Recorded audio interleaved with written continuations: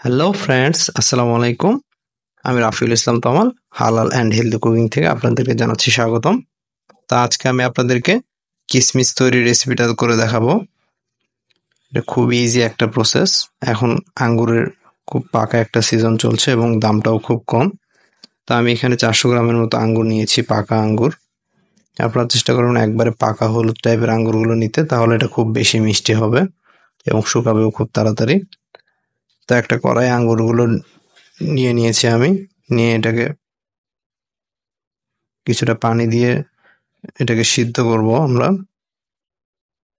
তো পানিটা জাস্ট ফুটে উঠলেই আমরা আঙ্গুরটার কালার যখনই চেঞ্জ হয়ে আসবে তখনই আমরা জালটাকে বন্ধ করে দিব এবং পানিটা এমনভাবে দিব যেন আঙ্গুরগুলো প্রপারলি পানির নিচে ডুবে থাকে। দেখুন ফ্রেন্ডস, হালকা বুদবুদ উঠছে এবং আঙ্গুরের কালারটাও আস্তে আস্তে চেঞ্জ হয়ে আসছে। তাই আমি একটু হালকা করে নেড়ে দিচ্ছি যেন প্রপারলি সব সাইডে ভালোভাবে কুক হতে পারে। দেখুন ফ্রেন্ডস, অলরেডি সবগুলো আঙ্গুর প্রায় হলুদ কালার হয়ে এসছে, মানে কালারটা সবুজ থেকে চেঞ্জ হয়ে হালকা হলুদের মতো হয়ে আসছে। খুব সাবধানতার সাথে করতে হবে আমাদের, কারণ একটু বেশি সিদ্ধ হয়ে গেলে এটা ফেটে যাবে। এই যে পর্যায়ে আমরা চুলার জালটা বন্ধ করে দিলাম। দেখুন পানি ঠিক মতো ফুটতেও শুরু করেনি, তার আগেই আঙ্গুরের কালারগুলো চেঞ্জ হয়ে গেছে।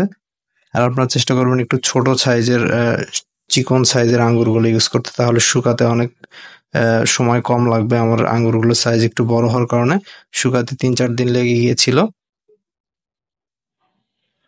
তো এখন আমরা আঙ্গুরগুলোকে পানি থেকে ঝটপট উঠিয়ে ফেলবো। এটাকে ঠান্ডা পানিতে দেওয়ার কোনো দরকার নেই, জাস্ট উঠিয়ে ফেললেই হবে। দেখুন সবগুলো আঙ্গুরের কালার দেখতে এখন মনে হচ্ছে একদম পাকা আঙ্গুরের যে কালারটা আসে ঠিক সেরকম হয়েছে। বা আপনারা চাইলে রাইস কুকারের উপরে যে স্টিমার আছে সেখানে দিয়েও এগুলোকে স্টিম করে নিতে পারেন। তো দেখুন আমার আঙ্গুরটা 1 দিন শুকানোর পরে অবস্থা, আর 3 দিন শুকানোর পরে অবস্থা। খুব কড়া রোদে এগুলোকে শুকাতে হবে। প্রথম 1-2 দিন রোদে দেওয়ার পর একটু ক্যাতক্যাতে টাইপের হতে পারে, তো ভয়ের কোনো কারণ নেই। ফুললি যখন শুকিয়ে যাবে তখন এরকম প্রপার কিসমিস পেয়ে যাবেন আপনারা। তো ফ্রেন্ডস, ভিডিওটা কেমন লাগলো কমেন্ট করে জানাবেন। আসসালামু আলাইকুম।